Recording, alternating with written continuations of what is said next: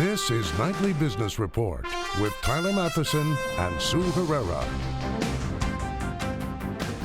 Sour apple. 13 years of quarterly revenue growth has ended, putting pressure on the world's most valuable company to create the next must-have device. Don't lose out. A lucrative Social Security strategy is about to go away if you don't act fast. Heartache and disappointment after patients plead in vain for the FDA to fast-track a drug for a devastating illness. All that and more tonight on Nightly Business Report for Tuesday, April 26th. Good evening, everyone, and welcome. Well, it had to happen someday, and today was the day. Apple's 13-year growth surge has ended with a thud. Now, why do we pay so much attention to this one company?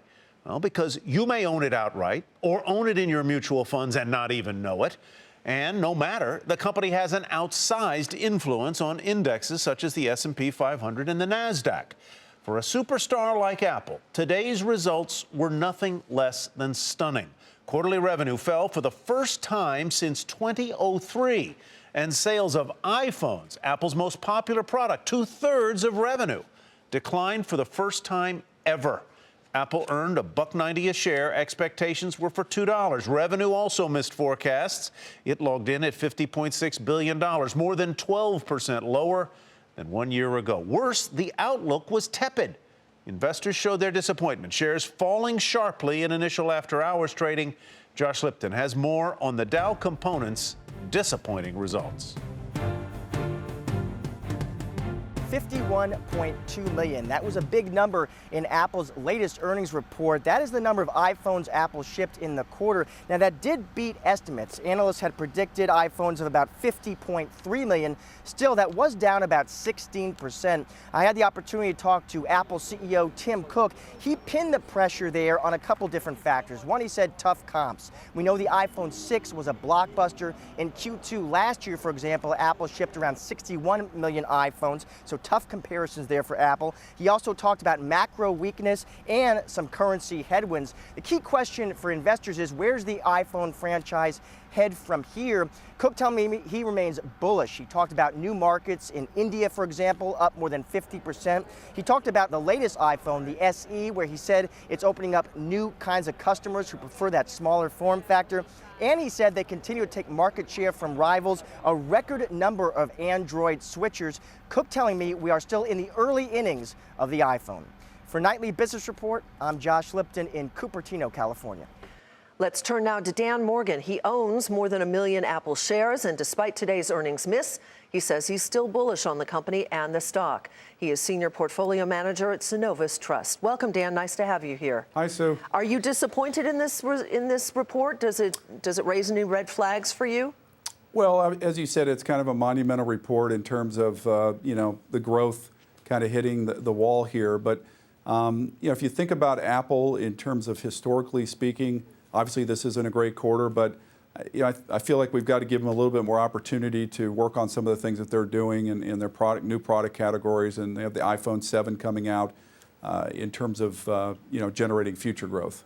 Let's talk. I mean, I take your point that Apple is in part a victim of its own past success, that the comps from last year's this quarter, were very good because they had a hot new product out.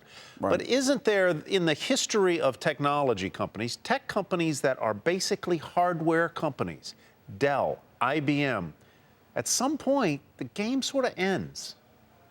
I'm not saying this is it, but, yeah. but do they have to get beyond just being a hardware company is what I'm asking. Yeah, I mean, they are expanding their services business. You look at iTunes, you look at Apple Pay, you look at their TV subscriptions. They are doing things. They did about $5 billion in revenues on that. That was actually up from the year ago. So, it's a tough climb, but over time, maybe that can become a larger percentage of their revenue mix and can help them to cushion some of the maturity that we're seeing in the smartphone market. They were down sharply in after-hours trading, Dan. If indeed that selling continues in tomorrow's trading session, would you be adding to your position in Apple? Well, Sue, the way we look at Apple is it's something that's on our buy list. It's something that we would buy for new monies that would come in terms of being committed towards stocks. it isn't something that we would go down and double down on. We have a very, very large position, as you announced earlier, in the stock. Our cost basis is about $5. We've owned it since 2004. So, you know, pretty much every account's got Apple right now. So, and they've got it mostly at a pretty large gain. So we probably wouldn't be doubling on it right now, but obviously for new monies that come in, we would be adding Apple. All right, thanks for clarifying that. Appreciate it, Dan. Okay. Dan Morgan with Synovus Trust. Well, three other Dow components out with earnings today. DuPont, which is merging with Dow Chemical, raised its earnings outlook for the year. Aggressive cost cutting helped offset weaker results from its farming-related businesses.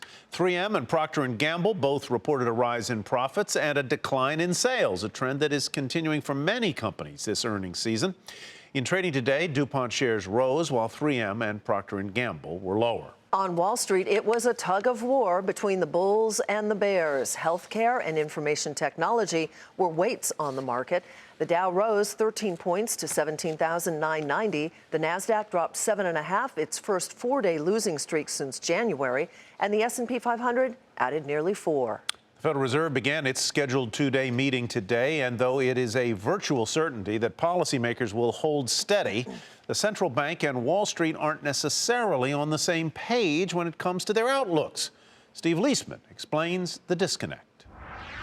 The CNBC Fed survey shows markets are definitively not looking for a rate hike as the Fed meets this week. 100% of those surveyed see the Fed standing pat. 94% do say the next move by the Fed will be a hike rather than a cut, but they're looking for a later, looser Fed. The 48 respondents, they include economists, fund managers, and strategists from across the industry. They now see the next rate hike coming in August. That's 2 months later than the prior survey. So here are the expectations for the actual funds rate. You can see the blue line is the CNBC Fed survey, the average, 0.8%. 1.4% for 2017, 2.1% for 2018, and 2.7% for the long run. You can see this is closer, but still below where the median of the Federal Open Market Committee officials are. So the biggest gap there being in 2018, nearly a percentage point for where the Fed thinks rates will be and where the market thinks rates will be. Looking at the change and where people think the stock market's going to be, a nice rebound here. This is the January swoon we had where there's concern about recession.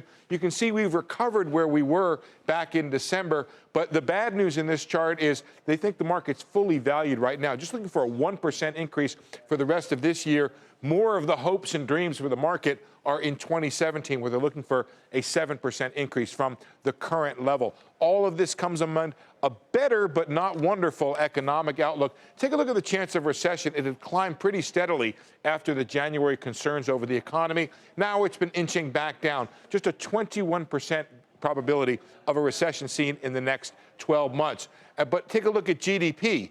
This is the views on GDP over the past 12 months here. We thought in December 2014, 2.8% was the view for the 2016 GDP. That has come steadily down as we have increased pessimism over the economy. And now, for the first time, the average is 1.95%, the first time below 2% on the outlook for 2016 growth. For 2017, it's up a little bit better, 2.2%, but not hitting anywhere near that 3% that people were hoping for. For Nightly Business Report, I'm Steve Leisman.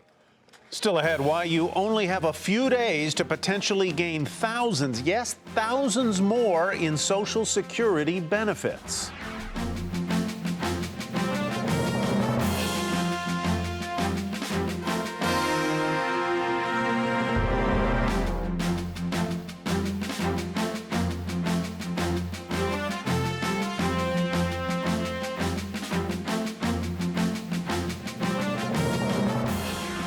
Twitter shareholders were looking for growth, and they didn't find it in the most recent quarter. Despite beating earnings estimates by 5 cents, revenue came in at the lower end of forecasts. The company also said second quarter sales would be soggy, and that sent shares sharply lower in initial after-hours trading, as you see right there. Julia Borston has more on Twitter's results. The key takeaway for Twitter, better than expected user growth wasn't enough to overshadow disappointing guidance. The company warning that revenue is not growing as fast as expected and won't in the second quarter, saying the reason is that brand marketers did not increase spending as quickly as expected. There were some positive signs. The company added 5 million new monthly active users, 2 million more than expected. This is key because last quarter, Twitter's core user base declined for the first time. I spoke to Twitter's COO Adam Bain, who claims Twitter has a number of features that will rev up revenue growth that won't kick in until the third quarter, such as its NFL deal and some new video features for advertisers. I also spoke to CEO Jack Dorsey, who said the better than expected user growth was thanks to improvement to the service, and he was confident in the ability to strengthen the service and its user base even more. But that light guidance for the second quarter, along with concern that advertisers aren't spending more, sending the stock lower after hours. For Nightly Business Report, I'm Julia Borston in San Francisco. Chipotle posted its first quarterly loss as a public company. The food scare taking a toll on the Mexican food chain's results as it fights to win back customers. Chipotle lost 88 cents per share, which was actually narrower than expected. Revenue fell more than 23% from a year ago to $834 million. As for the stock, it fell initially in after-hours trading, as you can see there. And Susan Lee has more on Chipotle's quarter. Expectations were this was going to be a rough quarter for Chipotle, probably the worst for the company since it listed back in 2006. And the numbers really confirmed it. Yes, a narrower loss than anticipated, 88 cents apiece, but then revenues declined more than expected. Comp store sales, same-store sales fell close to 30%, and that was actually worse than what the street had expected. So all in all, it was a tough quarter for Chipotle after the E. coli outbreak last year, and the stock is down 40% from 2015 highs. But it's not stopping their expansion plans. That's a big takeaway from these numbers. Looking forward, it looks like Chipotle wants to open 235 stores in 2016. For Nightly Business Reports, I'm Susan Lee. eBay shows some revenue growth without PayPal, and that is where we begin tonight's market focus. The e-commerce company posted better than expected financial results for its latest quarter. The company saw a more than 3.5% increase in revenue, which is key since the company has been struggling with growth since spinning off its electronic payment system PayPal last summer.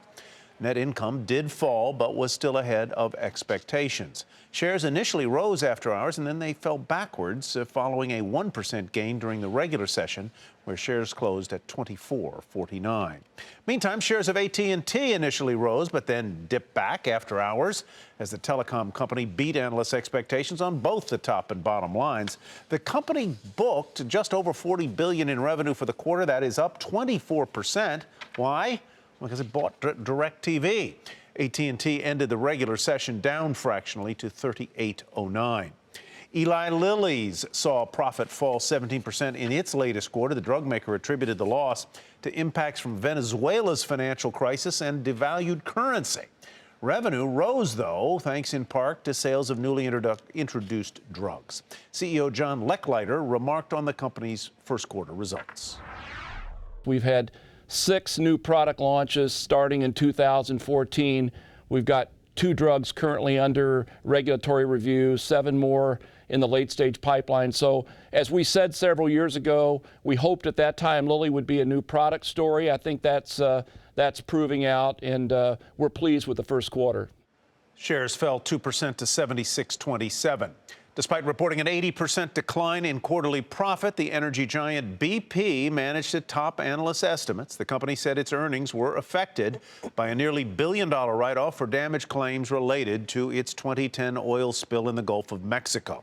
In addition, BP cut its spending target for this year and said it plans on making additional cuts if oil prices remain low. Shares of BP higher by 5% to $33.49. Lower fuel costs and an increase in passenger revenue helped lift profit at JetBlue. The results topped analysts' earnings targets, while revenue fell pretty much in line. Shares initially fell, however, after the company reported a drop in unit revenue and said it expects another decline next quarter. Shares of JetBlue finished the day down a fraction to $20.33. Lockheed Martin posted a better than 15% increase in sales in its latest quarter, which topped analyst estimates. Profits, however, declined as a result of costs associated with job cuts in the company's aeronautics division. Despite the decline, Lockheed raised its full-year guidance for both earnings and revenue. Lockheed Martin rose nearly 3% to $232.16. Standard & Poor's downgraded its AAA credit rating on ExxonMobil to AA+ after citing low oil prices and concerns over the company's debt level. This is the first time since 1949 that Exxon has ever received a rating lower than AAA. So that leaves only two American companies with AAA ratings, Johnson & Johnson and Microsoft. Shares of Exxon were nonetheless up a tick to $87.63. IBM raised its quarterly dividend to $1.40 per share. That's up from $1.30. The yield on the stock is now 3.76%. Shares of IBM were up just a fraction to $149.08. Turning now to the topic of Social Security, where two very popular and lucrative strategies for claiming the benefits are being eliminated. Sharon Epperson joins us now with what you need to know. Sharon, you say time is running out. You asked me earlier today how old I was. Which was really not politically correct. When I told you I was 29, you seemed surprised. I want all of my friends to be able to take advantage of that. That's why I asked you this question. This change has something to do with age. It definitely has a lot to do with age. And here are the two issues that we're talking about. One strategy that has been very lucrative for a lot of couples has been called file and suspend. The other one is referred to as restricted application. And they're both coming under attack or being changed in a big way. File and suspend is actually going to go away. The deadline is April 29th. It affects married couples. And the way that it works is one spouse files for their benefits now but collects later, but it actually triggers the ability for their spouse to be able to collect spousal benefits. And why are spousal benefits so important? A lot of times, if you're the higher earning spouse, you're going to have a bigger benefit, and even that spousal benefit, which is half of what you're making, is going to be a better deal for your spouse than their own benefit. So that's why a lot of folks wanted to take advantage of this, or I should say a lot of financial advisors wanted their clients to take advantage of this, and now they will not be able to. Go ahead. So you have 3 days. You have until Friday to file. Yes, to file and suspend, and that's the deadline, April 29th. What about another part of this program that may be changing? So the restricted application part is also changing, and the way that that one works is one spouse will file for Social Security. The other spouse at 66 or later will actually collect only their spousal benefit and allow their own benefit to grow. So another reason why this is so important is this is another way to delay Social Security. And I know a lot of people out there say, I want my money right now. But the benefit of delaying Social Security from 66, your full retirement age for most folks right now, to 70 is 8% a year growth. Wow. In higher benefits. In higher benefits. Monthly benefit. That's like basically 8% So if you can return, wait, you are well paid. Exactly. We're not seeing that right now in the market, right? So that's a great deal for a lot of people. If I want to take advantage of either of these deals, what do I have to do? The first thing you should do, contact Social Security, see if you're eligible for these things. Go to some of the Social Security planning websites that can tell you a lot of information. Consult a financial advisor. Finally, realize that Social Security is not everything for your retirement. You got to save more. You got to save more. It's just part. It's just part. It's just part. Very important information. Thanks. You're welcome. Sharon Epperson. All right, coming up, a 12-hour event that ended with heartache and disappointment and questions about a drug that some patients see as their only hope.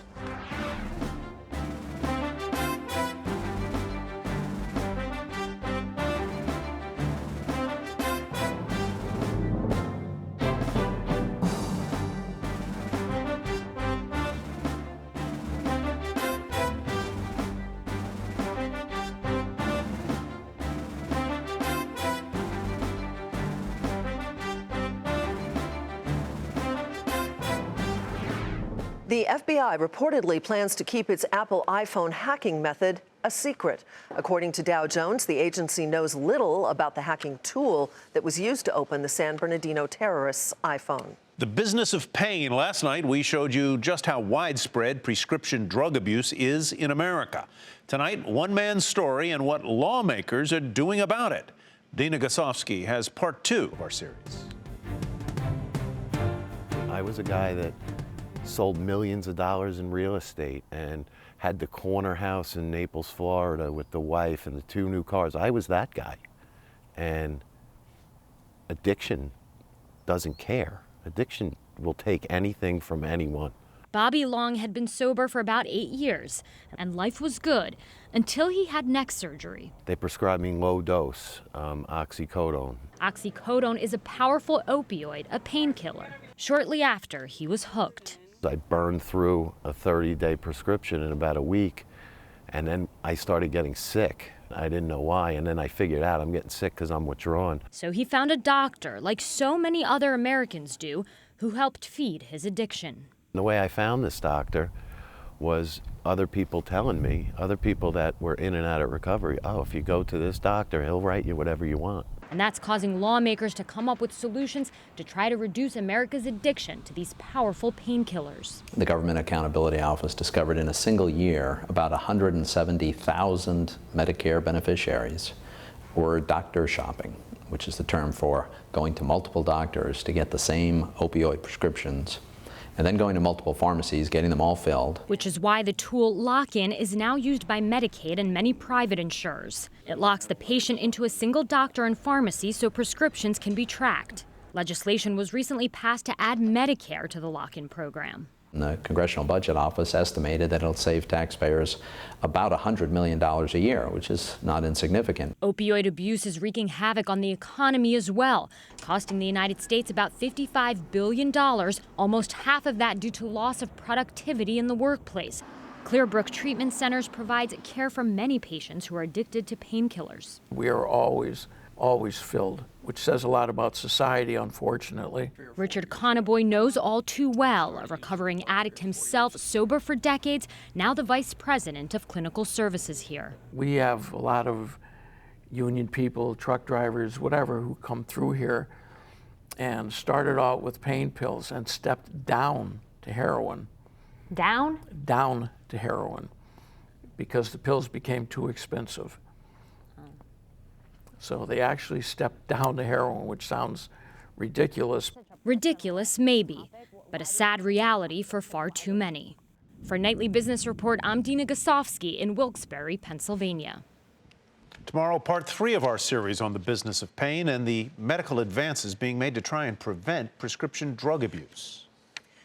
A panel of advisors to the FDA voted not to recommend expedited clearance for a drug for a rare, deadly muscle-destroying disease, a story that we've been following here. Shares of Sarepta, the maker of that medicine, tumbled 26%. And as Meg Terrell reports from Hyattsville, Maryland, last night's decision crushed the hopes of patients and families living with that disease. The most important 3 minutes of my life. It was an emotional event that lasted nearly 12 hours and which ended in heartbreak for many. On one side, the FDA, unconvinced enough evidence exists to approve a drug for a devastating disease. On the other, hundreds of patients and advocates convinced this experimental medicine is their best hope. These boys are defying natural history.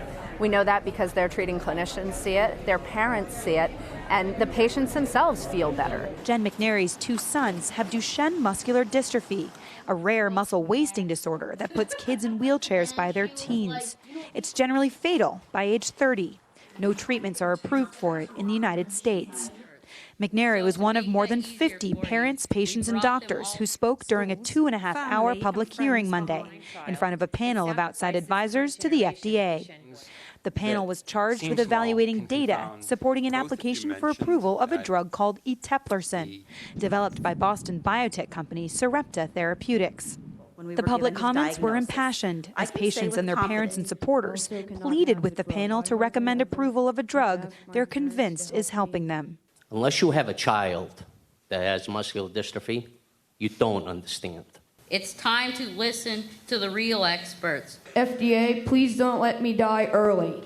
But the panel was troubled by the lack of data. Sarepta ran the key study in just 12 patients. There was no placebo control. Most drugs, even for very rare diseases, are tested in at least dozens of patients before they win approval. Given the lack of options for Duchenne, Sarepta is seeking what's known as accelerated approval, which allows smaller, faster trials. Accelerated approval is a mechanism for the FDA to speed certain drugs to market. It's reserved for severe diseases with few or no good treatment options. And it's contingent upon the companies running confirmatory studies after the drugs are approved. Though the FDA's Dr. Janet Woodcock emphasized the flexibility of accelerated approval Monday, the agency's review of the data was decidedly negative. She left the door open in the last comment that she made, that we're open and we'll consider approving the drug. I think the clinical review team spent the next hour and a half saying essentially we don't believe the drug works, or at best we don't have evidence that the drug works. Sarepta's stock was hit hard Tuesday after the panel ultimately voted that the evidence does not support even accelerated approval. But the battle isn't over yet.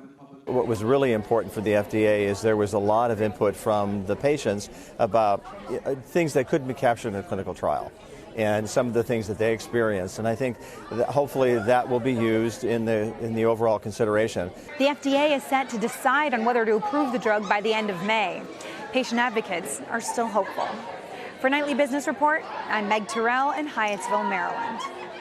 And finally tonight, former Citigroup Chairman Sandy Weil and his wife Joan have given $185 million to the University of California, San Francisco to finance a new neuroscience research center there. The gift is the biggest ever to the school and the biggest ever by the Weils. Up until recently, we weren't able to look at a brain while a person was alive, and once the person is dead, nothing's happening. But now we have the tools to really see what's happening in one's brain, and therefore can see the bad things that are happening, and we get to understand more about it. And I think we are looking at the decade where the neurosciences will catch up. The Weils were among the first to sign on to the Giving Pledge started by Bill and Melinda Gates and Warren Buffett. It challenges the world's billionaires to give away the majority of their wealth. The Weils have been very, very generous and very active philanthropists. They stay on top of the causes. Great thing to be able to do. That does it for Nightly Business Report for tonight. I'm Sue Herrera. Thanks for joining us. And I'm Tyler Mathisen. Have a great evening, everybody. We'll see you tomorrow.